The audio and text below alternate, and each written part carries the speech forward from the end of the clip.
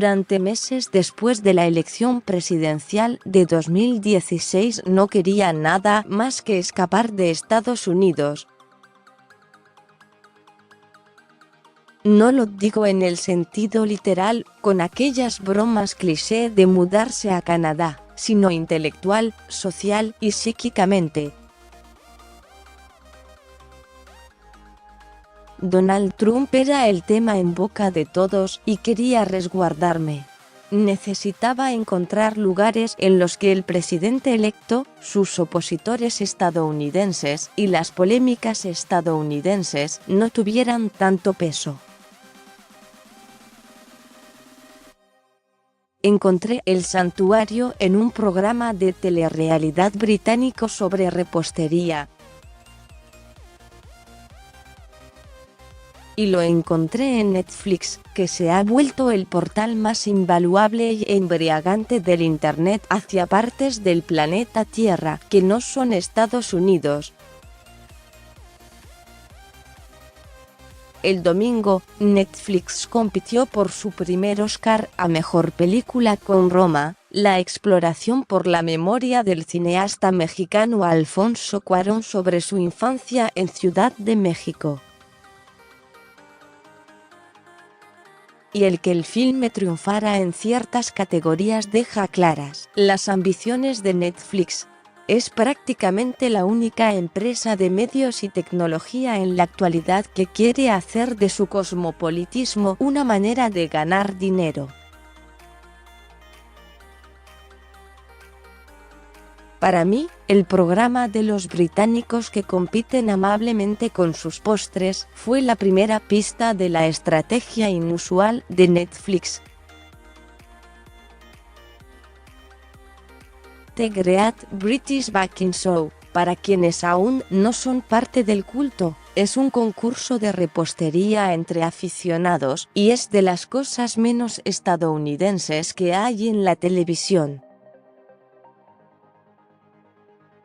Plasma una utopía, un ambiente multicultural de tipos amigables y señoras con trabajos de antaño. Imelda es oficial de recreación en la campiña, bendecidos con tiempo libre, gracias al estado de bienestar que les permite volverse expertos en repostería británica. Para un estadounidense como yo, el programa sugiere que hay un tiempo y lugar donde nuestras preocupaciones no significan nada. Y eso, más que hornear, es de lo que realmente trata The Great British Baking Show. La serie fue producida y emitida originalmente en la televisión británica, con el nombre The Great British Bake Off, y después licenciada a Netflix para su transmisión. Pero la plataforma, que ya tiene 139 millones de suscriptores de paga en todo el mundo, se ha vuelto mucho más que una transmisora de licencias de la televisión escapista de otros países.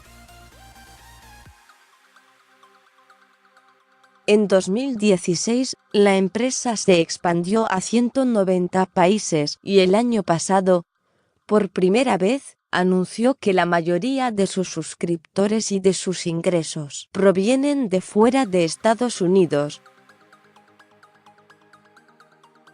Para dar servicio a esta audiencia, Netflix ahora comisiona y licencia cientos de series que intentan reflejar la vida en casi todos sus mercados y, en algunos casos, mezclan idiomas y sensibilidades, como el programa popular Mitad en japonés de la experta del orden Marie Kondo. En el proceso, Netflix se ha topado con un hallazgo sorpresivo. Pese a un aumento reportado de nacionalismo en todo el planeta, muchas personas disfrutan ver películas y series de televisión de otros países. Lo que estamos viendo es que la gente tiene gustos muy diversos y eclécticos, de modo que si les das historias del mundo, se aventurarán y buscarán algo inesperado, me dijo Cindy Holland, vicepresidenta de contenido original en Netflix. La estrategia probablemente suene conocida. Hollywood y Silicon Valley desde hace tiempo han intentado expandirse a nivel internacional. Pero el caso de Netflix es fundamentalmente distinto. En vez de intentar vender ideas estadounidenses a un público extranjero, quiere venderle ideas internacionales a una audiencia global. Una lista de las producciones recientes más vistas y comentadas es como algo salido de las Naciones Unidas. Además de la serie de Kondo, están Annette, de la australiana Anna Gatsby, la británica Sex Education, Elite, de España, El Protector, de Turquía, y la italiana Baby. Reconozco que hay algo ingenuo hasta ahora en mi argumento. Seguramente estás pensando, a ver, una compañía de tecnología es la que quiere unir más al mundo. Tienes razón en el escepticismo, dado que las redes sociales han atizado la desinformación y un fervor populista alrededor del planeta. Pero hay una diferencia clave entre Netflix y otros gigantes de la tecnología. Netflix consigue sus ingresos por medio de las suscripciones, no de los anunciantes. Esa precisión cambia por completo sus incentivos. Significa que Netflix debe buscar satisfacer a los nuevos clientes, no a los más viejos de mercados ya prósperos. Cada producción de Netflix tiene subtítulos en 26 idiomas, y la empresa está haciendo doblajes de alta calidad en 10 idiomas. Durante años, Netflix ha sacudido a la industria televisiva y fílmica de Hollywood con sus millones de dólares. Ahora está tomando ese dinero, alrededor de 12.000 millones de dólares gastados en contenido en 2018. Este año se espera que gaste más de 15,000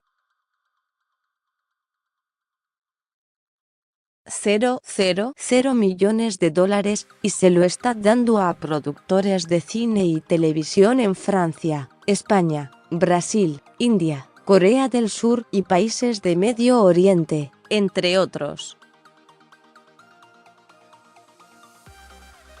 Debido a que gasta tanto en esa programación de origen diverso, Netflix tiene más incentivos para cosechar las ganancias al promover las series y demás entre todos sus usuarios. Sus algoritmos están pensados para expandir tus intereses en lugar de reducirlos. Como resultado, muchos de los programas de Netflix son vistos fuera de los mercados locales. A las series distópicas parece irles particularmente bien. En 2016 la compañía lanzó la serie brasileña 3%, con una mirada desesperanzadora sobre el futuro cercano. La mitad de la audiencia vino de fuera de Brasil. En 2017, cuando se estrenó el thriller alemán Dark, la serie quedó entre las 10 más vistas en 136 países. Alrededor del 90% de los televidentes no eran de Alemania. La industria se siente liberada por esto, me comentó Darío Madrona, uno de los creadores de Elite. De acuerdo con Netflix, esa serie española ha sido vista por 20 millones de televidentes en todo el mundo. Tal nivel de popularidad es enorme para un programa sobre adolescentes en España, aunque en la televisión estadounidense sería un éxito moderado. Estamos empezando a sentir, creo, cómo se sienten ustedes en Estados Unidos desde hace tiempo, dijo Madrona. Puedes crear un programa aquí y ser visto en todo el mundo. El impulso de Netflix por todo el mundo no se ha dado sin incidentes. A finales del año pasado, la empresa fue criticada por quitar un episodio de Patriot Act con Hasan Minhaj de la plataforma en Arabia Saudita. El comediante había criticado al príncipe heredero Mohammed bin Salman después de que los servicios de inteligencia estadounidenses concluyeron que ordenó el asesinato del periodista disidente Jamal Khashoggi. Netflix argumentó que no tenía otra opción más que obedecer a las autoridades legales sauditas, que dijeron que ese episodio violaba estatutos, si es que quería seguir operando en el país. Los ejecutivos de la empresa sugirieron que ofrecer el resto de las producciones en Netflix a los sauditas, todos los demás episodios de Patriot Act, o hasta series que exploran temas de género y sexualidad como Big Mouth, Sex Education y Nanette, es mejor que no emitir nada en esa nación. Es un argumento algo escurridizo, pero creo que es válido. Netflix sí parece estar moviendo fronteras culturales y ha provocado diversas conversaciones nuevas en todo el mundo. Después de que llenó las calles de Bangkok con espectaculares de Sex Education en enero, un partido político conservador tailandés presentó una queja contra la compañía por emitir la atrevida comedia británica. El partido la llamó un gran reto a la sociedad tailandesa. Entonces, los tailandeses más jóvenes y progresistas armaron una campaña en internet y, en medio del furor, la gente empezó a discutir problemas en la nación asiática como la falta de educación sexual y las altas tasas de embarazo entre adolescentes.